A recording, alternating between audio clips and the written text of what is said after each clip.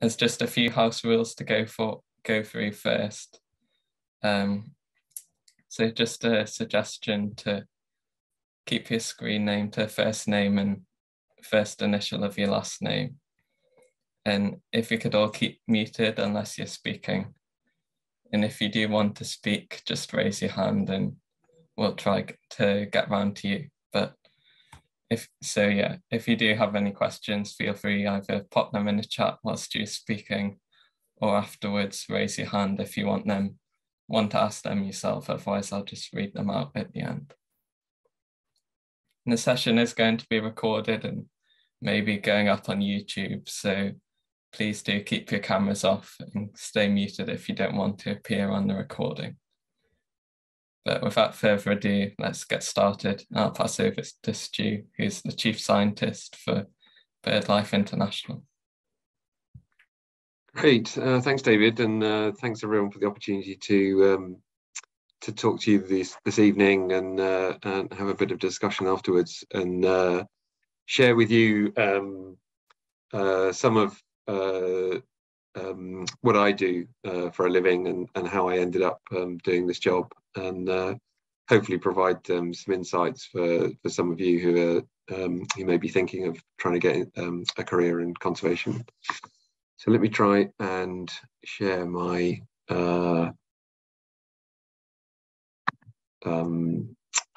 screen and do this the right way around.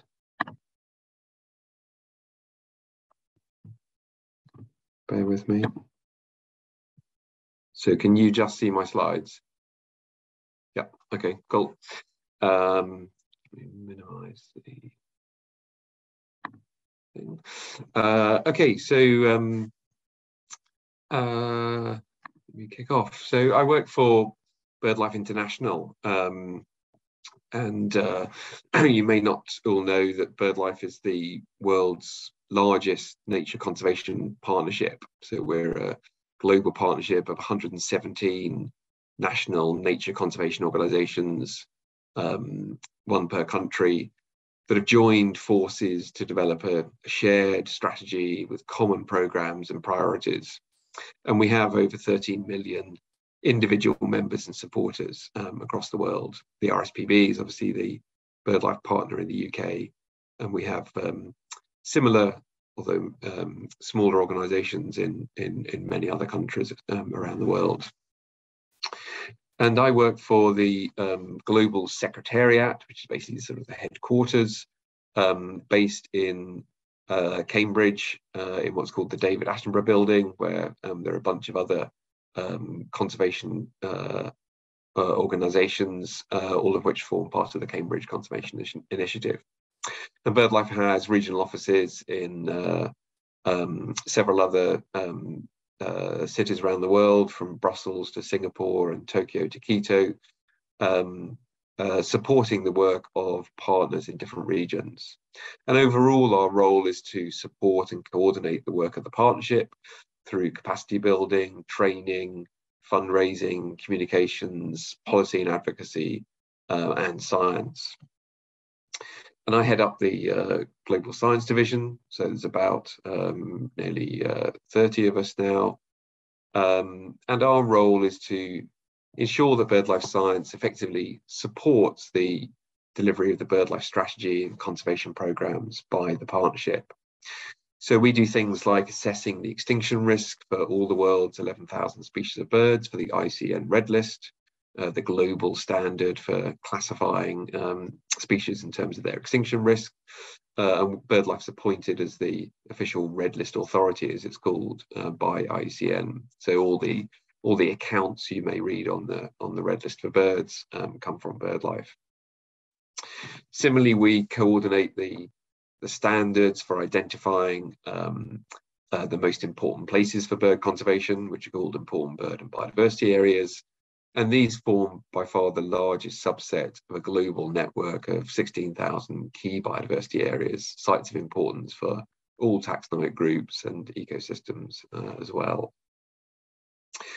And we undertake research to identify and better understand the key threats to birds and their habitats across the world.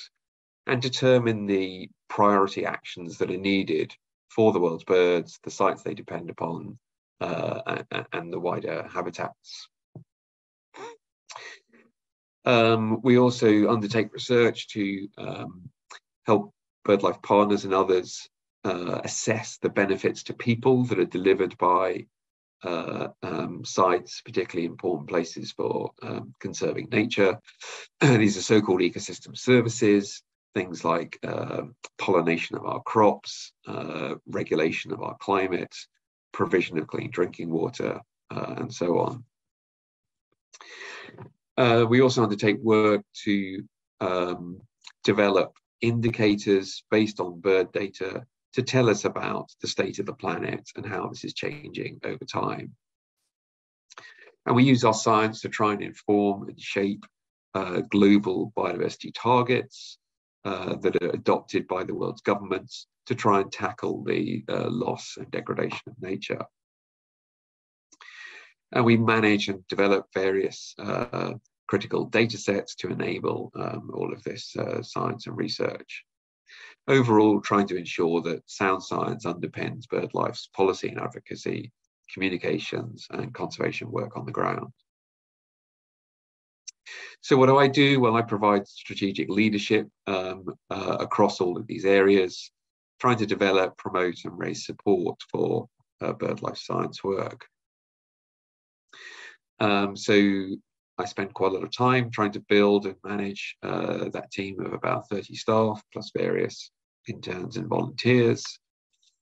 A lot of effort goes into fundraising, so trying to identify potential funding opportunities, building partnerships with other organizations where we make collaborative bids for funding, writing proposals, managing budgets, and reporting back to donors.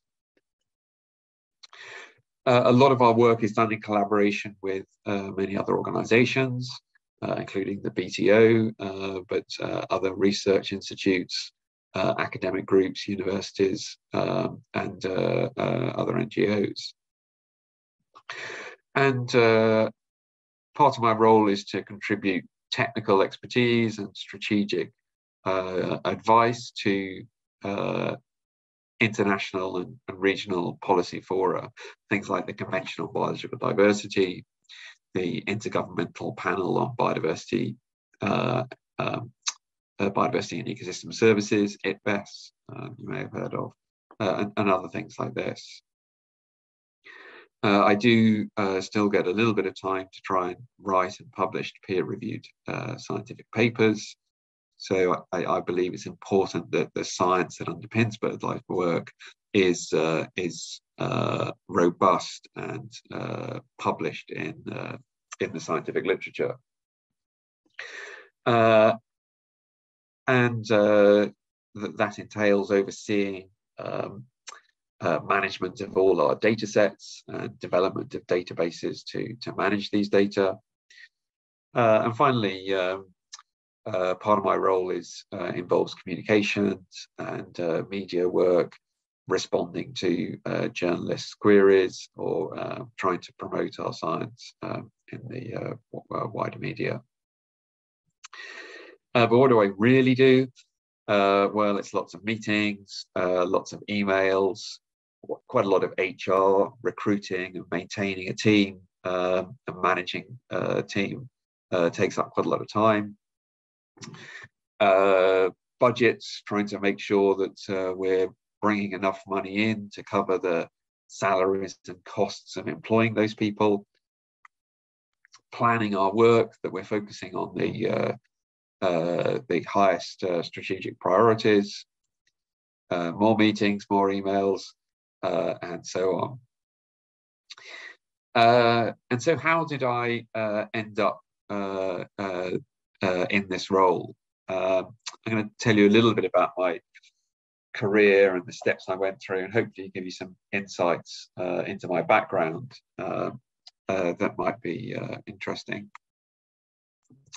So I did a natural sciences degree at Cambridge University, but really key for my conservation career was the opportunity to connect with like-minded individuals, and we got together, and for each of the 3 summers after each of my undergraduate years, we organised projects to undertake biodiversity surveys focusing on birds and mammals in various tropical countries, raising funds from charities like the Royal Geographic Society, the People's Trust for Endangered Species, and so on, and teaming up with local counterparts from NGOs and museums in these countries. And we were trying to collect information on the distribution and status of endemic and threatened bird and mammal species, the threats to them, and providing information to inform the management of protected areas and identifying priority sites for conservation. So in 1992, we went to the Atlantic forests of Paraguay, and we were studying species like the helmeted woodpecker, which is classified as vulnerable. And just before that time, Paraguay had introduced some tax incentives whereby it was beneficial for landowners to declare remaining areas of intact habitat as private nature reserves. Most of Paraguay is heavily deforested, and there's only small fragments of forest left, and these are nearly all on private land. So a bunch of these private protected areas have been established, but they didn't really know much about the biodiversity importance of them, which were the priority ones for conservation and for which species. So we were trying to collect some baseline data to help inform that. In 1993, I organised a project to the Indonesian islands of Flores and Sumbawa, either side of Komodo in the Lesser Sundas or Nusa Tenggara. Again, working with local counterparts, and we rediscovered this black and white flycatcher called Flores Monarch, an endangered species that hadn't been seen since it was first described. And we got some of the first sightings of Wallace's hanging parrot, a vulnerable species that had only been seen once since it was first described in the late 1800s. In 1994, we were back in South America and organised a project in Peru in the Cordillera de Colán, which is up near the Ecuador border. Again, searching for threatened and endemic species, things like this royal sun angel, where we found a new site for the species, and it was only known from 2 other locations at the time. And we also made and published some of the first observations on this species, the Peruvian yellow-tailed woolly monkey, which is critically endangered. And we published papers with the results from these various projects to try and increase our understanding of the needs of the conservation needs for some of these most threatened species, and to help inform management of protected areas or identify new locations that were priorities for protection. And on the back of getting my degree and that sort of experience of working in difficult conditions in various developing countries, I was able to persuade Professor Nick Davies in the zoology department in Cambridge to take me on to do a PhD on this species. This is Bronzewing jacana. It's a water bird found on wetlands, and I studied its mating system on wetlands in southern India. And these birds are interesting because I found that they are sex role reversed and polyandrous. So the females are dominant and have harems of males, and the males undertake all the parental care. And only about 20 species in the world have this really unusual mating system. So I was trying to understand how it evolved and how it's maintained. So I spent 3 years working on this lake, Vembanur Kulam, which is just a few miles up from the southernmost tip of India in Kanyakumari, at the bottom end of Tamil Nadu state. And it was an amazing time. Had lots of extraordinary experiences. And while my PhD was very focused on academic questions, it gave me some really interesting insights into the challenges of doing conservation in one of the most densely populated parts of the world. Before writing up my PhD, I then had the opportunity to do some field work in southwest Madagascar. This is the Spiny Forest around Tuliar, an amazing habitat with lots of extraordinary plant species and some amazing birds and mammals as well. And my partner at the time was doing field work for her PhD on this species, subdesert mesite, only found in this small area of Madagascar. It's a vulnerable species and has a really interesting communication system where birds they live in cooperative groups and undertake very precisely timed antiphonal duets. The research we were undertaking there shows that this arises through mutual mate defense. So it's basically duetting as a form of acoustic mate defense. Again, a fairly sort of academic focus to that project, but also with some conservation angles. This habitat is incredibly highly threatened for clearance, particularly chopping trees down to create charcoal. After my PhD, I was then lucky enough to get some funding to go back to Indonesia and do some field work on this amazing species shown in the bottom left here, the Maleo, which is Sulawesi's emblematic bird, flagship bird.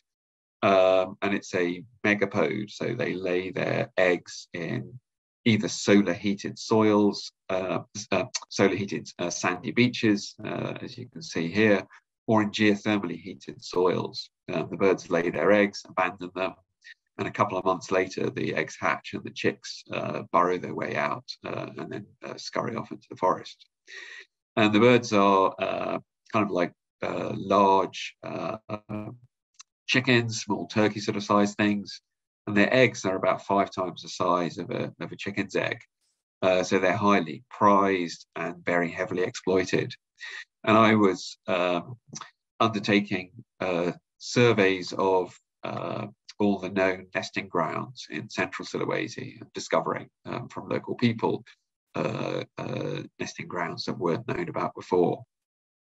Trying to understand the status of these. Many have been abandoned in the previous decade or two through overexploitation. So an incredibly threatened species. I published a paper with the results, and on the back of that was asked by Nigel Collar, one of my colleagues here at Birdlife, to help write the chapter for the species in the Threatened Birds of Asia, the Asian Red Data Book, which was being compiled at that time. And then having done that, he then asked me to write the accounts for the Asian vultures, drawing on my experience in India, where it had recently become apparent that they were undergoing catastrophic declines. At the time, we didn't know what was driving those declines. And as many of you will know, it was subsequently shown that this was a consequence of the veterinary drug diclofenac given to particularly cattle, who would then, many of which would then go on to die. Being India, the cows are sacred, so the carcasses are left out there. The vultures feed on the carcasses, and this particular drug is incredibly toxic to them, and drove 99.9% declines in some species. So I was writing the accounts, trying to clarify their status. I then went on to do a postdoctoral research fellowship, this time focusing on brood parasitism. So I worked on coels in India, shining and horsefields, bronze cuckoos in Australia, and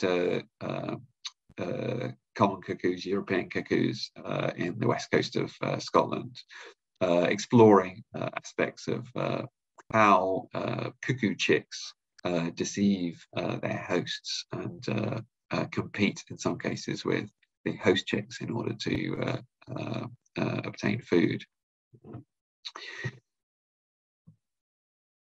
And then towards the end of my postdoc, I then took a short holiday in Mexico and went down to Guatemala, and we visited the amazing Mayan ruins at Tikal, one of the biggest sort of tourist attractions of Guatemala and Central America. And on New Year's Day 2001, we went for a walk in a nearby nature reserve, and I was unlucky enough to be in the wrong time and wrong place, and walked into an ambush by a gang of bandits who shot me in the back and stole my bag and binoculars and left me there. And a bullet severed my spinal cord, and I found myself lying face down on the forest floor and unable to move.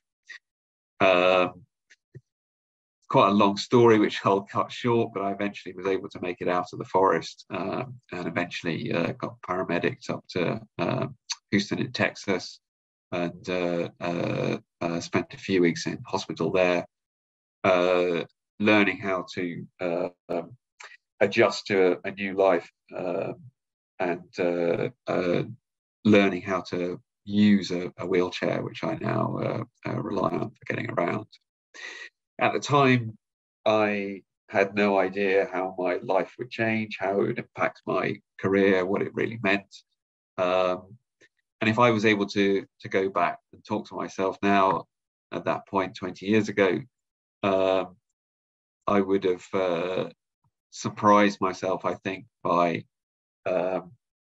talking about some of the amazing experiences I've still been able to have since then, from trekking up to see the mountain gorillas in Rwanda, to searching for birds of paradise in swamp forests of Papua New Guinea, snorkeling with orcas in the Arctic, or watching jaguars in the Pantanal of Brazil, and using various modes of transport along the way, from buffalo carts in Cambodia to dugout canoes in Cameroon, or hanging on for dear life to the back of a mule going up a mountain in Mexico, or throwing my guts up off the side of a trawler in the Southern Ocean looking for pelagic seabirds. Lots of amazing experiences, and I've been incredibly lucky how little how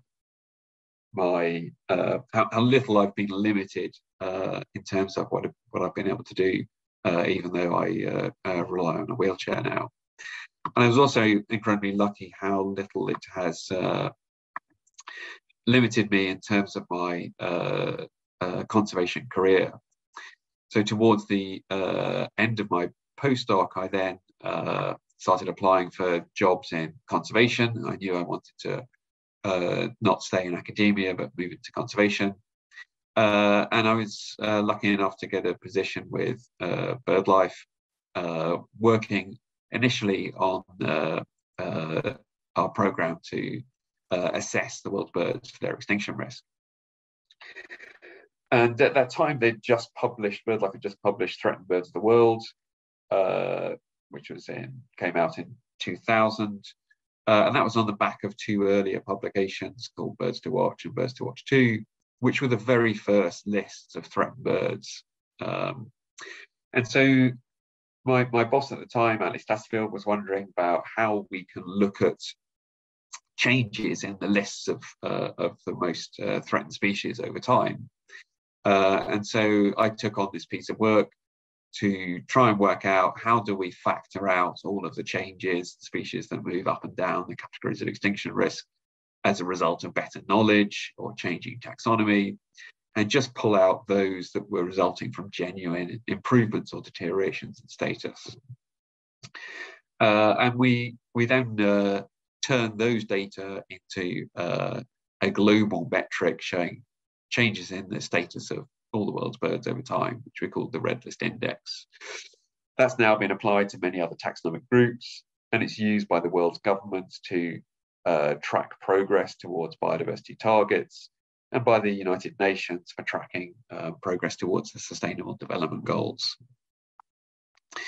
I went on to move through a number of different roles at Birdlife, coordinating our global research, leading various pieces of science, taking over as head of science in 2013 and then as chief scientist in 2016. So what have I learned along the way?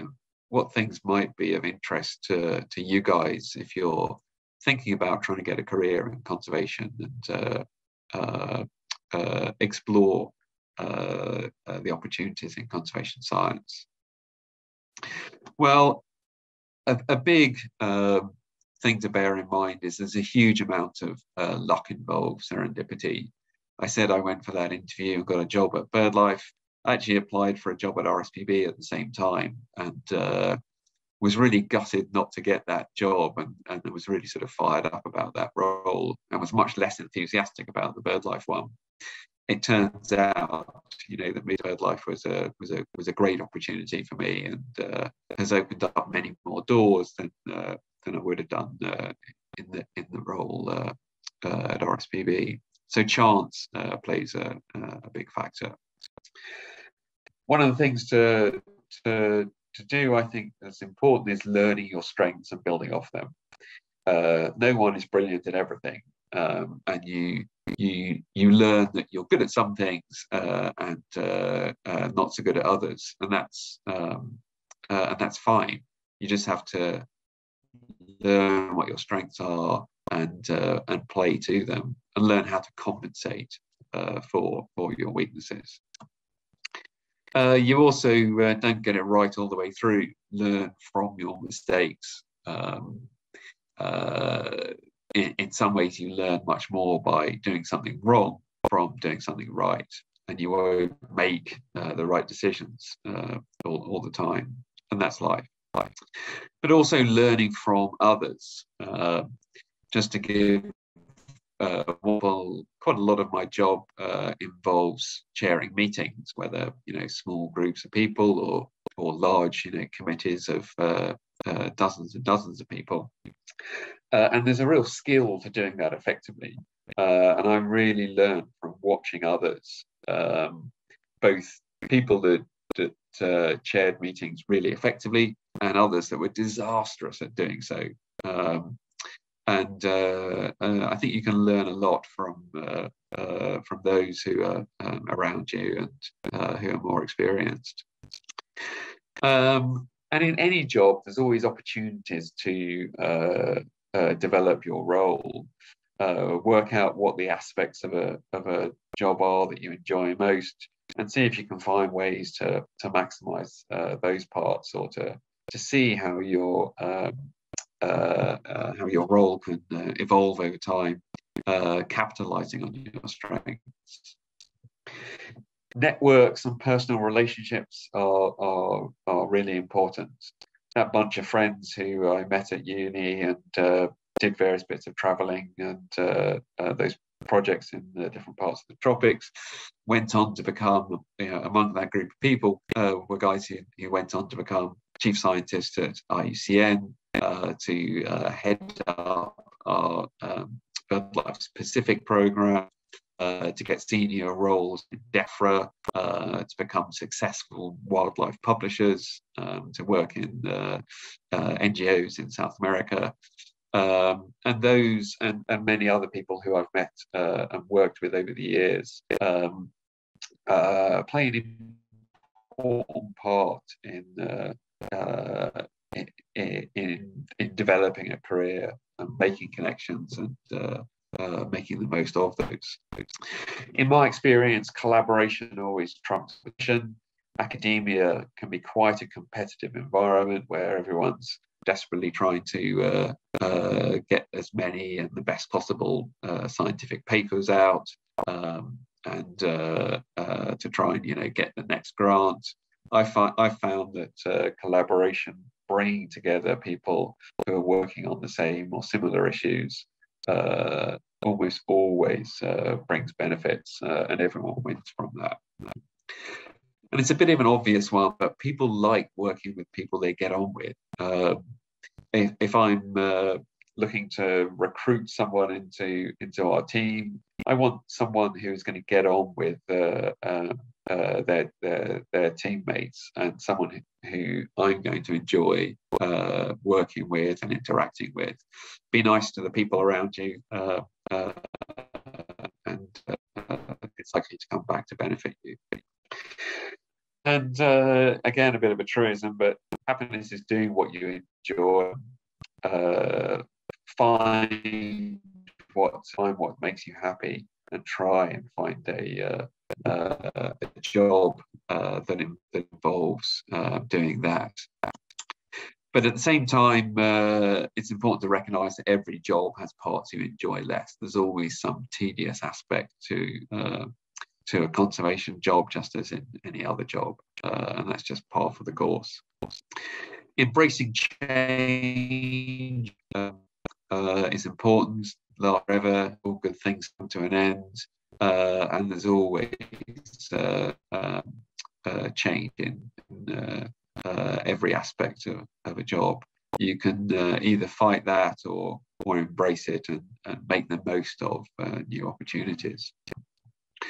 And finally, because it's not always going to be easy, you're going to apply for jobs and not get them, and that can be really disheartening and to motivated. But if you're passionate, if you're good, if you've got some skills, you will succeed eventually. So stick at it, and I really hope you do. You know, you guys are the future of conservation, and we're going to need as many of you as possible with as great and diverse a set of skills as possible to tackle the challenges of conserving nature in the coming years and decades. And I really wish you all well, and hope you go on to do amazing things for nature. Hope that's been vaguely interesting, and I'm happy to take questions and answer any questions you have on either what I do, how I sort of got here, or advice on how you might pursue a career in conservation. Thanks very much. That was fascinating. Thank you, Stu. There's so many incredible experiences and some really helpful advice as well for a lot of young people. So we've just got the first few questions starting to come in through the chat, but do continue to put any more questions you have in there. But the first one's from Aaron, who would like to know what's your favourite place that you visited and whether you have a favourite wildlife encounter. I think the East Himalayas are pretty amazing from a birding perspective. Just really rich avifauna, amazing forests, beautiful mountains, some really cool mammals as well. But from a bird perspective, it's hard to beat birds of paradise. They are just unbelievable. And I was lucky enough to have to go on a trip a few years ago there, and we saw 20-something species, and they're just as funky and wacky as you see on the TV, and brilliant species to see. In terms of a favourite wildlife encounter, I think sitting just a few feet away from mountain gorillas and Volcanoes National Park in Rwanda was amazing. And they'd obviously never seen a wheelchair before, so this female kept coming over and sort of wanting to get close, and then being a bit scared and sort of going back a bit. She was really fascinated, and at one point leaned over and touched my feet, and then sort of moved back again. And then the silverback in the group, which was the biggest silverback of any known groups in the population at the time, was obviously kind of a bit suspicious of why this female was sort of paying attention to me. So he came right over, sort of stared me in the face about a meter away, which was just mind blowing. So yeah, that would be up there. Sounds absolutely amazing to have such close encounters as well. We've got a question from Cherry, who would like to know how old you were when you first knew what you wanted to do. Yeah, that's a really good question. I've been fascinated by birds. I've been, loved birds from a really young age. I think I got my first binoculars when I was about 7 or something. And I sort of knew I always wanted to do something to do with biology, and that was my favorite subject at school. But I didn't really know, really what conservation was or what the opportunities were for jobs in conservation. As an undergraduate, there was no conservation, lectures or modules or courses in the natural sciences degree that I did. That only came along later. So the whole, field of conservation science had only been going a few years. So I didn't really know what I wanted to do specifically, really, until I'd sort of joined Birdlife and started to get a better understanding of what conservation science in an NGO actually really meant. But I certainly knew I wanted to do science, and I knew ideally I wanted to do something on birds. But yeah, it's hard when you're young and you're trying to work out where to go, and you don't really know what the consequences of different decisions might be. Do I apply for this course? Or do I do these A levels? And you just sort of have to go with your heart a bit, and really what you find most interesting and what you enjoy most. And somehow it all seems to make sense in retrospect. But yeah. Yeah, I think that's really good advice, doing things that you're interested in and have a passion for, and kind of seeing where that takes you as well, because you mentioned earlier about this serendipity as well, that you don't always know exactly where you're going to end up, but you're just kind of working towards following your passions and doing stuff that you really want to do as well. Yeah, and the most of the jobs that exist today didn't even exist when I was at school or doing A levels or studying. When you think about how the whole the internet didn't really exist, and I remember email was just something that the weird computer scientists sort of had at university, and it was this sort of techie thing that would never catch on. I remember someone telling me about Twitter and saying, yeah, it's this place where you post up what you're doing, and other people follow you. And I was going, why would anyone be interested in that? And of course, social media has exploded since then.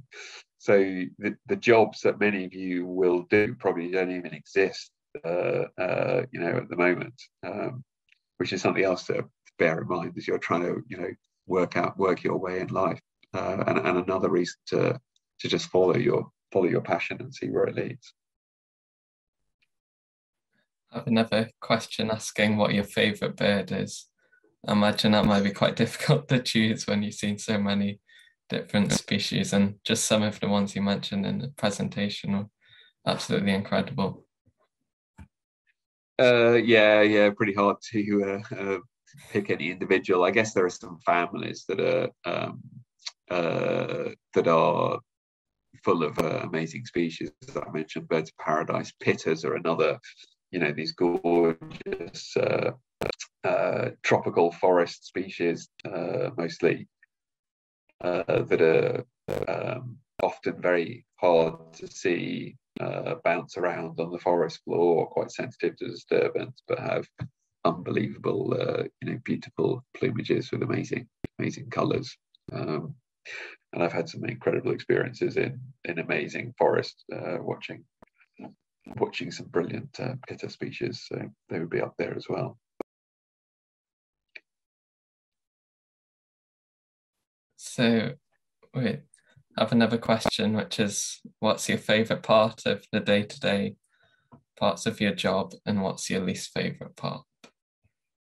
Yeah, those are good questions. I quite like meetings or discussions where there's a problem that we're trying to solve, or trying to work out how we're going to do something, or where we're going to try and take an area of work. And it's using your brain and your knowledge and experience to find a solution to that problem, or to work out the route we're going to take, and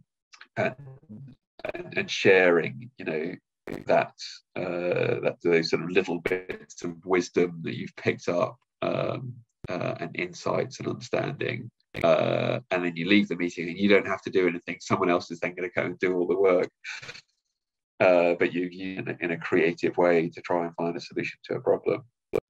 And the bits that I enjoy least, BirdLife has some pretty inefficient financial systems. We're just trying to overhaul them at the moment. And so there's quite a lot of tedious work of trying to put together budgets and work out how we're going to cover each person's salary from which different projects. And then where, one of our, let's say our, European division have got a project working on something, they need some global inputs. They're going to cover £2,000 worth of, someone's time that's in the budget, but then the money hasn't gone through, and sort of trying to chase up the sort of finance and admin to make sure that the sums are transferred at the end of the day. We've paid everyone's salary, brought in all the money that needs to cover that, and cover BirdLife's overheads as well.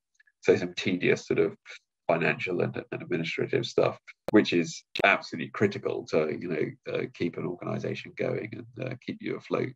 But is perhaps for me not the most interesting part of the work.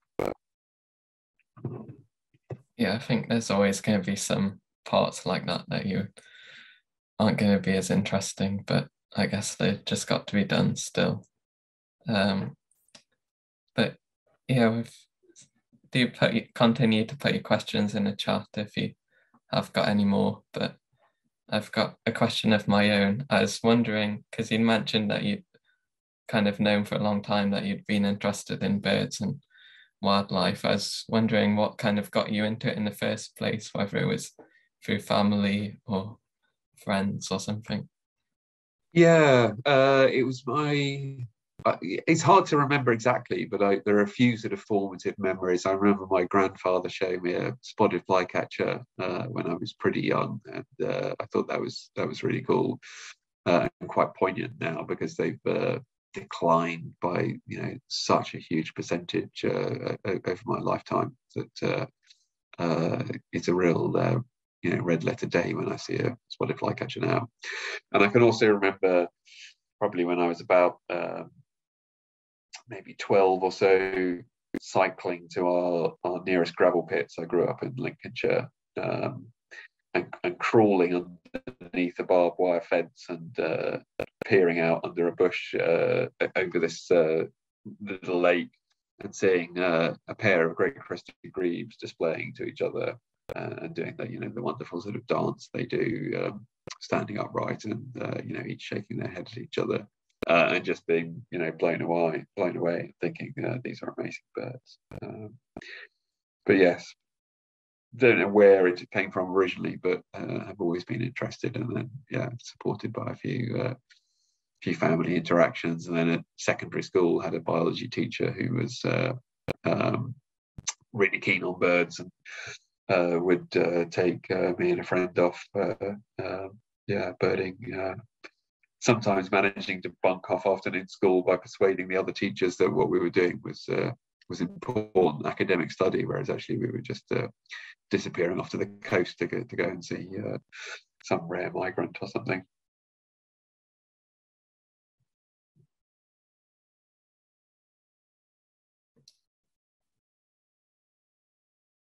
I was wondering, with a lot of the news, it can often seem like there's many bad things going on in the world with kind of climate change and biodiversity loss. What kind of things do you hold on to kind of feel a bit more positive and hopeful for the future? Yeah, that's another question you quite often get asked. How do you stay optimistic in conservation, given there's a lot of doom and gloom, and basically we're losing the overall war in terms of trying to save nature, even if we're winning some battles on the way. And I think conservation selects for optimists. If you're sort of have a predisposition to be a glass half empty person, and you probably struggle to keep that enthusiasm. But yeah, what keeps me going? Definitely seeing some success stories. We've had some amazing successes. For example, reducing the bycatch of albatrosses and other seabirds on longline fisheries, or bringing species, back from the brink of extinction. And those are important. But at a personal level, just getting out into some natural habitat and seeing some birds or other wildlife really keeps me enthusiastic about the importance of the work that we do.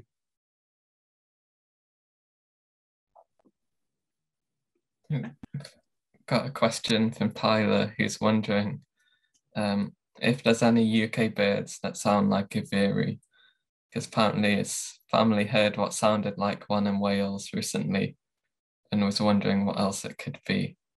I'm not too familiar with the calls of veeries. I don't know if you are more than have any ideas. I guess Tyler lived for a while or spent some time in the US or Canada or something to know veery song. I'm not sure I can exactly remember off the top of my head. I have heard that, but I guess one of the UK thrushes, but I have to remind myself exactly what the song of veery is like. Maybe a song thrush or something. Okay, sounds like a xylophone. I have no idea then. There is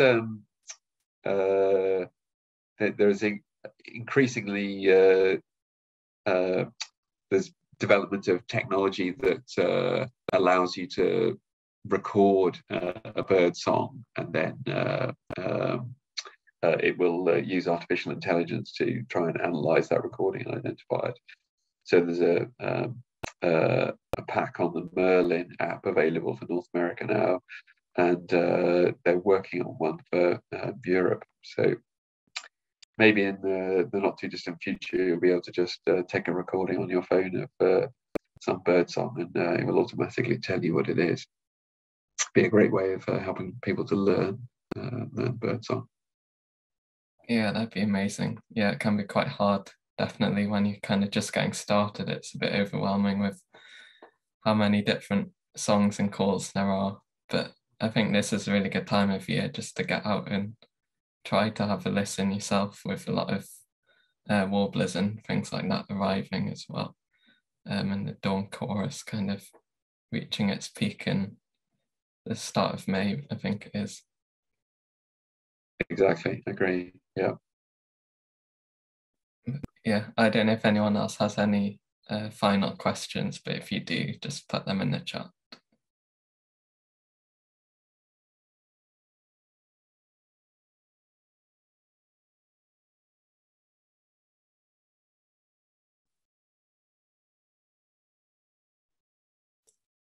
Looks I like think if that's all the questions, we can move on and start to kind of wrap up for today, if that's okay.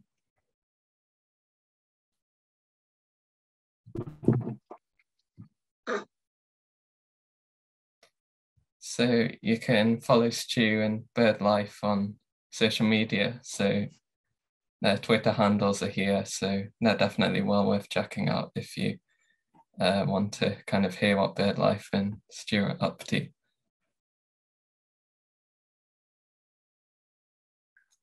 We also have our final Birding 101 session coming up next Tuesday, so that should be a really good session to attend. So definitely worth coming along to that.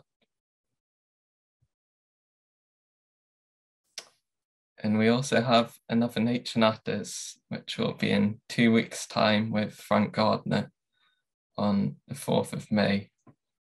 So it will be really good to kind of hear his story, and I'm sure he's got plenty of amazing experiences to share with us as well. So definitely not one to be missed.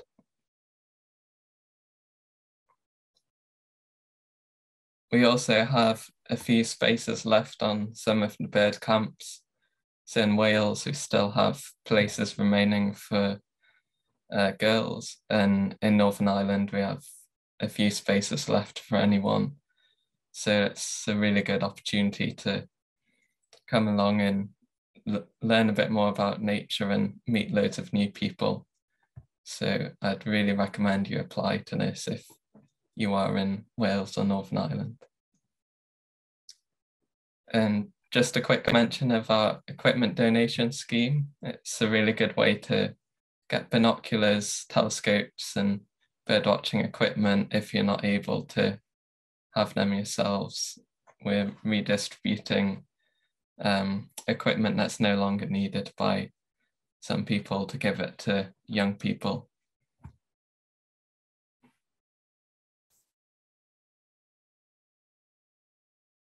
And finally, you can find out more about all our youth work and get in touch on the web address on this slide, and also the email as well.